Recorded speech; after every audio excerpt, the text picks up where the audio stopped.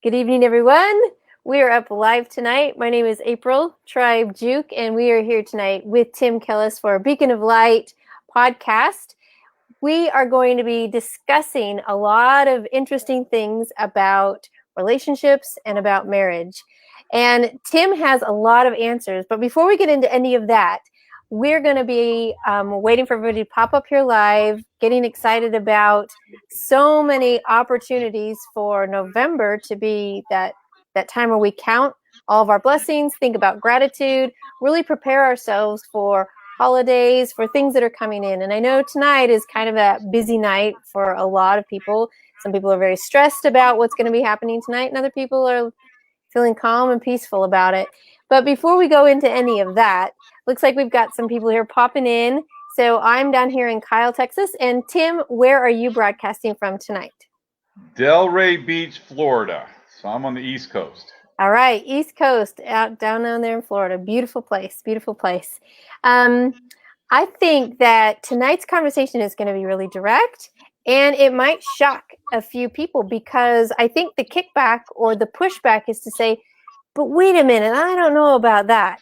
So as you can see, scrolling down here below on the ticker is that Tim declares that he has solved the marriage problem by addressing marriages mentally. So in those thinking, emotional parts, for the first time, this is what he is claiming. So this is going to be an interesting conversation, and I'm excited to see some more perspective.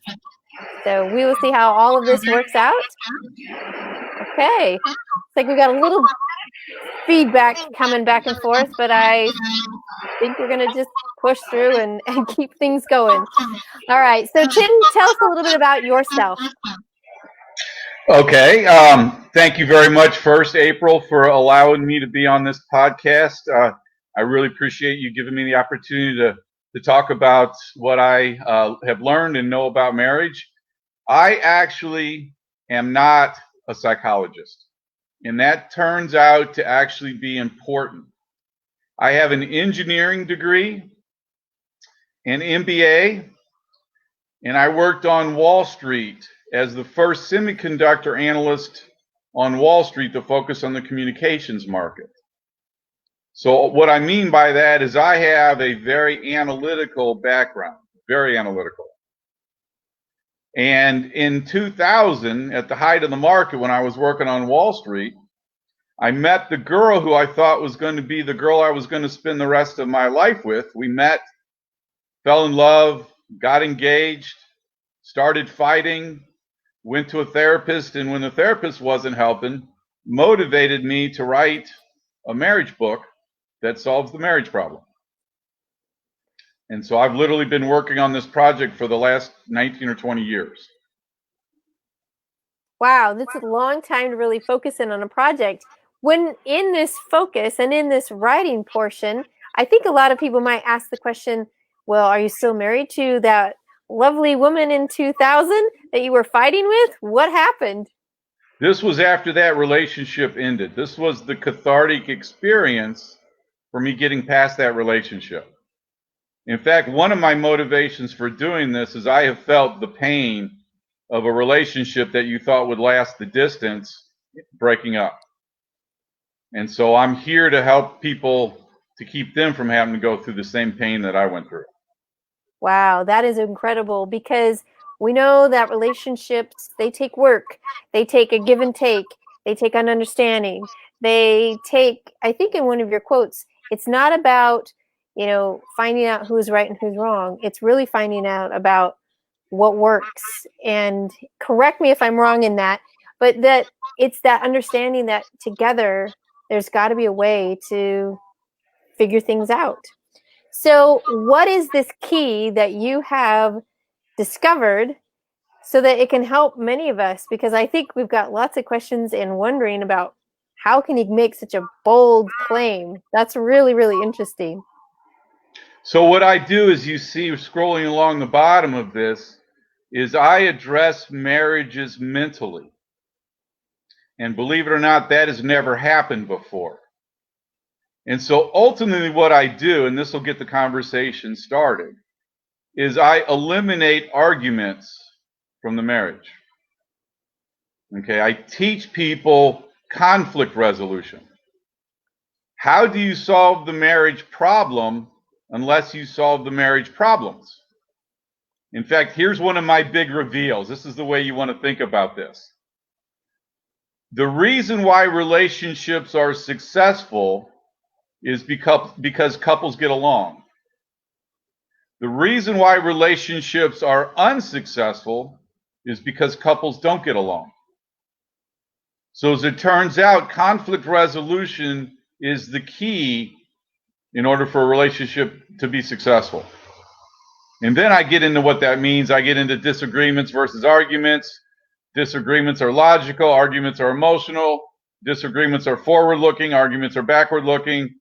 I basically help people understand how to address conflicts. And then at the end of the day, when I say I have solved the marriage problem, the solution to the problem, what we are trying to figure out, is the concept of equality. Okay? Because before the 60s, men were in charge. It says it in the first page of the Bible, the wife will obey her husband. And then what happened in the 60s, one of the things that an engineer is taught to do is to look at what's changed when a problem started. And what has changed, and I mean this from a productive perspective, is that for the first time in history, women were educated. So that women could, for the first time in history, go get jobs and make money. So they were no longer beholden to their husbands financially. And so now if the relationship's not working, the relationship ends. And so what we're trying to figure out is how to transition from relationships and marriages where the man's in charge to a relationship and a marriage where nobody's in charge. Equality is the answer to the problem. Wow. In that equality, how do you teach that to the people that you are coaching? Well, the way that you need to understand how to get to equality, because it's easy to say equality, is to understand why relationships are unequal. And once you realize, in fact, if you were to canvass unsuccessful relationships in this country, I would say that a vast majority, if not almost every one of them, is because of the power drive, where one or both are trying to control the marriage. And so in order for you to understand how to get a relationship based on equality, and all that means is if you and I are business partners, and you and I have a conflict, in order for us to resolve that conflict, we have to understand it from each other's perspective. In fact, one of the biggest things that I teach is to understand your partner's feelings is called empathy. To understand your partner's thoughts is called respect. And in order for you to have a relationship based on equality, you have to be able to take each other's perspective into consideration. And that's why when you realize the reason why that's not possible, then you get into the psychology of a relationship. As it turns out, the biggest key to a successful relationship is your relationship with your parents. Because you first learn love from your parents. So say, for example, your parents got divorced. Think about what that means or what your perspective is in your own marriage. If you have experienced your parents getting divorced, you develop a fear that that's going to happen in your marriage. And so you, because of that fear, are trying to control your marriage to make sure that you don't get divorced. And unfortunately, the way that the mind works is if you fear it, it will happen. If you're afraid of getting divorced so much so that you have introduced so much anxiety into your marriage because you're afraid of getting divorced, you'll end up getting divorced. And so the only way that you could really break out of your "it's all about me" mentality is for you to heal from your past through forgiveness so that you can open your eyes up and look at your partner objectively. Exactly. In that forgiveness, that is a huge, huge key. We've got lots of people popping in here talking. Lori says business partnerships work really well this way. She says this is true. Crystal says yes. Agreed. This concept of the conflict resolution, which is key, it takes time to learn this particular skill, especially if you grew up in a family that did not understand how to do conflict resolution. A conflict would happen, one side went quiet, the other side just got louder, and then energy ran out and it just was left there unresolved. So as a child, you learn, I guess that's what I'm going to be doing later. Whether you Yeah. actually say that or not, that's put back there. And when the experience and the trauma happens within your life, you pull from that experience, think, yep, I guess this is how it's supposed to happen. So it takes a lot of time to work. So it feels like this is a family affair and to really build these relationships together. So I know many within my audience here have been married, have been divorced, married again, and it seems like on that second time, both parties are more aware of what's happening and they're more conscious of, I want to be more careful, but that can fall into the trap of wanting to have control. So we have to let go and move forward together in learning how to solve the problems from our past through forgiveness. Excellent. Absolutely. Excellent. So within your book, Crystal asks about feedback. How does that work? Feedback as in? Partnership, relationships, communication. Well, it's about conflict resolution. And what you're doing is when couples argue, they're actually revealing their own insecurities. As it turns out, our mental problems are prejudices. And one of the things that I do is I teach couples that when one gets angry, you come home late from work and your partner gets mad at you. What we normally do in that type of conflict is fight or flight. We have a fight or flight instinct. You come home late from work, your partner gets mad at you, you defend yourself. Okay? What's so interesting about arguments in a marriage is if, at least at the beginning of a marriage, when things are going well, neither in the relationship are purposely trying to upset their partner. So when you come home late from work and your partner gets angry at you for something that you never set out to upset her at the beginning or upset him at the beginning, you realize that you need to turn the conversation back to the one who got angry. Because what you'll realize when you do what I call character research is there's something behind the scenes that's causing your partner to get angry with you.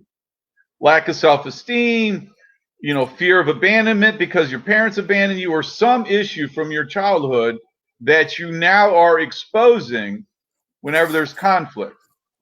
So when it comes to feedback, if you are able to now address the conflicts logically, even about your feelings, if you come home late for work and your partner says, I'm upset, as opposed to saying you're a jerk, I'm upset is logical, you're a jerk is emotional. In fact, one of my favorite quotes is, he, in an argument, who gives up the use of reason and logic is like administering medicine to the dead. So once you go from a logical conversation to emotional conversation, or once you go from a disagreement to an argument, you're at a point of no return. You cannot solve an argument. If I were to say to you, April, you're a jerk, there's no solution to that conversation, no solution to that comment. That is a judgmental comment. And there's no way we could solve that problem. To define a problem without discussing a solution is being judgmental. And that is the point. If I were to say, and again, I'm not saying this, I'm just as an example, April, you're a jerk, but there's what we should do about it. Now that takes the conversation from a defining the problem to how are we going to solve the problem? Or you're home late from work, what are we going to do about it? That goes from defining a problem, which if you only do that, you're being judgmental, to now solving the problem. So these communication skills of disagreement versus argument, or as Martin Luther King used as his platform, which was civil disobedience, or in other words, we could disagree about anything as long as we are civil about it. So when you get into really breaking down the components of conflict resolution, that's communication and feedback for the problems that you have. Because the objective, obviously, is for a couple to learn to grow together. What I ultimately do is I teach couples to take on the world instead of taking it on each other. I like that idea, because if we have that concept of togetherness, when the emotions pop up, we can kind of go, wait, hang on, I'm really emotional right now, and I've got to figure out what's happening. It's not a suppression. It's not to hide it. It's to say, No. wow, yeah, I'm upset right now because I thought you would be here and here. So my emotions are all over the place. Can I just tell you how I'm feeling? Blah. I don't want to judge you, but I've got to figure out, express what I mean right here. And really, in conversation with just a few little words that are tagged on to the emotion, right there, it drops the defense. And you think, oh yeah, okay, I can understand now. I didn't realize you had planned something special, and now I'm late. You're upset, but I didn't know. And because you were going to surprise me, I didn't know. The event might feel like it's ruined, but we were able to talk through it, versus you're the jerk, I hate you, going to bed angry, upset the next day, thinking about it, and it just stews back there. And it's one of my favorite signs. It's just right there under the surface, just building. And we know what that feels like. And that's just another ticking time bomb for another emotional response to happen again and then again. And we haven't done any solving or feedback. So communication is really, really important, and finding out what each other's triggers are, not to trigger them, but to be respectful, to understand, oh, yeah, I can know that that's happening. But what's important to understand about that, April, is the only way that one person in a relationship could bring up something negative is if they don't have to worry about their partner judging them. Okay? Arguing is a control mechanism. When you are arguing, you are trying to control the situation. And arguing is being judgmental. That's why when arguing is the way you deal with conflicts, there's a fear of bringing up something for fear of being judged. But when you keep that disagreement, April, I could not have said it better myself, as you logically stated your feelings. I feel this way. And if you logically state it that way, and I don't think that you're judging me, and you don't think that I'm judging you, so you are comfortably able to express your thoughts and feelings, you set up an environment where you can communicate without fear of being judged. And that is the goal. Exactly. And in that goal, that looks like how we can solve this conflict and this whole problem. Exactly. So awesome work. Great job on looking at all of the research. I watched one of your interviews, and you said over 100 books went into writing this book, the research of 100 books. That's a lot. That's incredible dedication to really try and figure out, from your pain of what happened when your relationship didn't work out. It wasn't just this harbor of being upset and angry and curse that person for a lifetime. You went on a journey to solve. You found healing. You found great understanding and the knowledge of 100 books to come back with and then to compile and understand, hey, I've solved it. That's some great support right there. I like what Lori says, the fear of judgment is really true. It can be something really, really scary. And yeah, don't call someone the name of their behavior. Very true. Good job, Lori. Yes.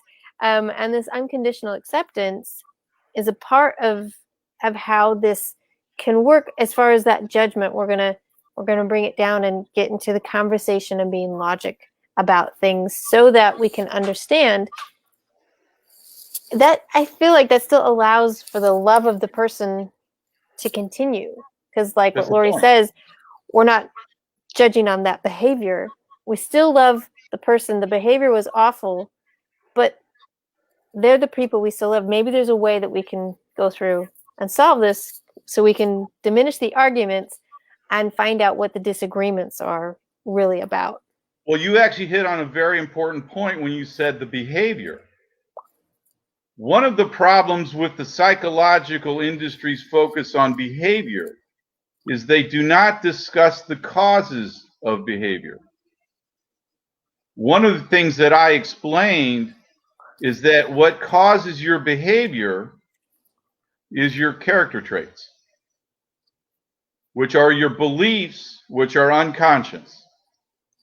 So, for example, I am a nice guy, which I am, but I don't walk around saying to myself, I am a nice guy, I'm a nice guy, but I behave accordingly.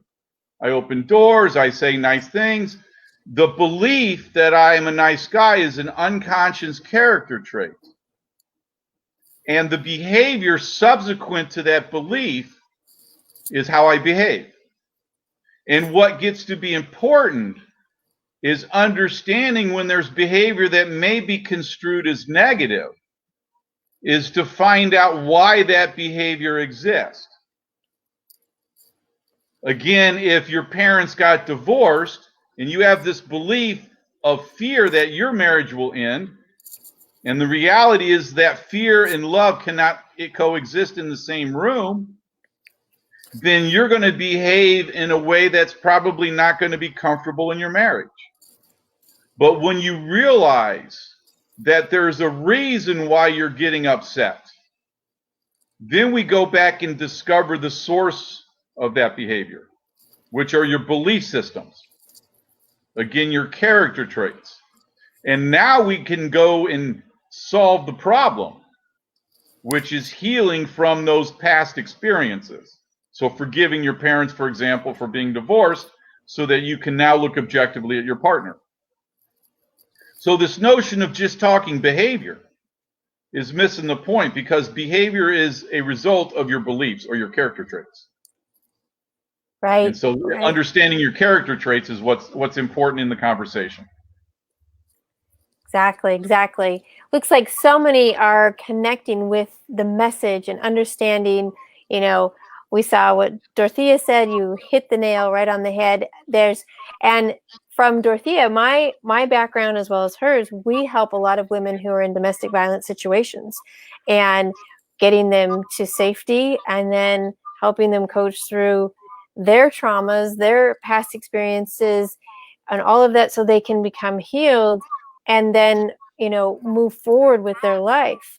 It is such a challenge because in so many of the relationships, the emotion override and the trauma and the experience of what happened in the past just comes straight forward. And if we haven't had a time to interrupt that, understand, think logically, unfortunately, the generations and traditions of that continue forward. Lori, go ahead. Let me explain something very important here, okay? In fact, this is a mentor of mine who is actually deciphering the oldest Bible in existence that was written in Aramaic.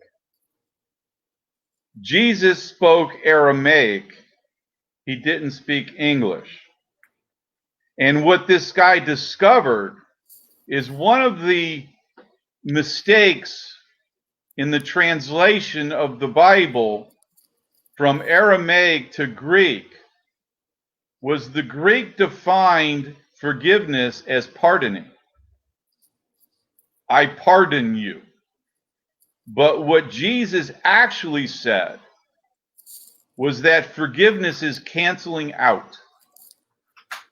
Because if I pardon you, but I still have the anxiety of what you did to me, I haven't effectively forgiven you.